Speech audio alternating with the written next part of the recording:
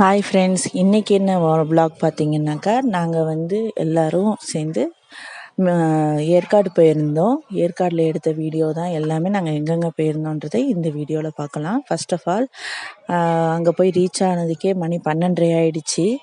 அதனால் அங்கே ரொம்ப ஃபேமஸான செல்வம் ஹோட்டல்னு ஒரு ஹோட்டல் இருந்தது. நீங்கள் எப்போ போனாலும் அங்கே பார்த்தீங்கன்னா ரொம்ப ஃபுல்லாகவே இருக்கும்.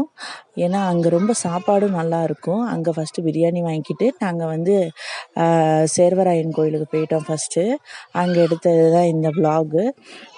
சேர்வராயன் கோயிலில் எல்லோரும் நல்ல ஒரு இடமா பார்த்து அதெல்லாம் ரிலாக்ஸாக உட்காந்து சாப்பிட்றதுக்காக ஃப்ரீயாகிட்டோம்.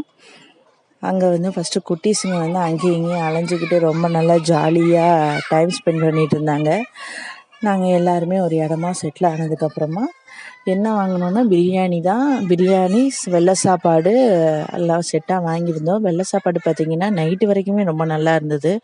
நாங்கள் எல்லாருமே பிரியாணி ஜாஸ்தியாக எடுத்துக்கிட்டதால் நைட்டுக்கு வெள்ளை சாப்பாடு கொஞ்சம் மீந்துருச்சு. குட்டீஸ்லாம் அதிகமாக அப்பளம் எல்லாம் எடுத்துக்கிட்டாங்க. நாங்கள் எல்லாருமே ஜாயின்ட் ஃபேமிலி தான். இந்த இவர் தான் எங்கள் வீட்டுக்காரரு கோபி. இவர் வந்து அவங்க தம்பி சுதாகர் பேர், அவங்க ஒய்ஃபு, அவங்க எல்லாருமே. நாங்கள் மேலே இருக்கோம், இவங்க கீழே இருக்காங்க. ஜாயின்ட் ஃபேமிலி தான், ஒரே வீடு தான். எங்கள் அத்தை அவங்களால முடியலன்னு படுத்துக்கிட்டாங்க.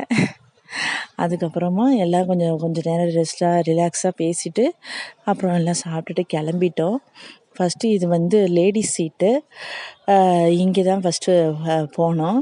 அங்கே அவங்க எல்லாம் எங்கள் மாமா வந்து எல்லா பிள்ளைங்களையும் நல்லா நக்கல் அடிச்சுக்கிட்டு ஜாலியாக இருந்தார். நாங்களும் ரிலாக்ஸாக இருந்தோம்.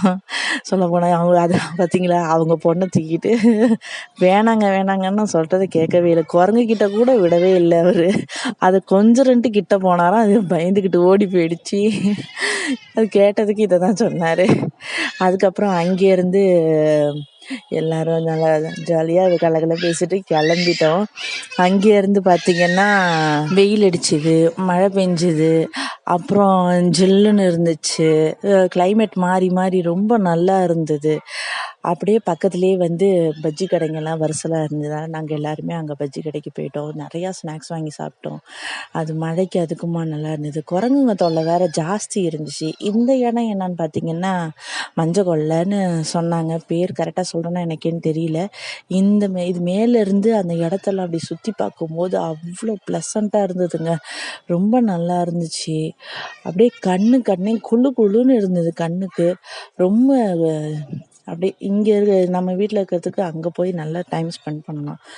ரொம்ப நல்லா இருந்தது. நாங்கள் எல்லாருமே ஜாலியாக என்ஜாய் பண்ணோம். அந்த இதெல்லாம் திடீர்னு போட்ட பிளானு தான்.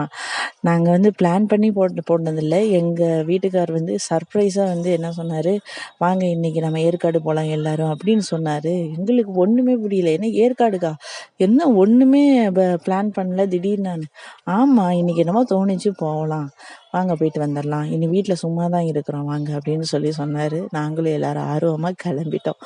அவர் எப்போ கூப்பிட்டு போகிறாரோ அப்போ தான், இல்லைன்னா இல்லை.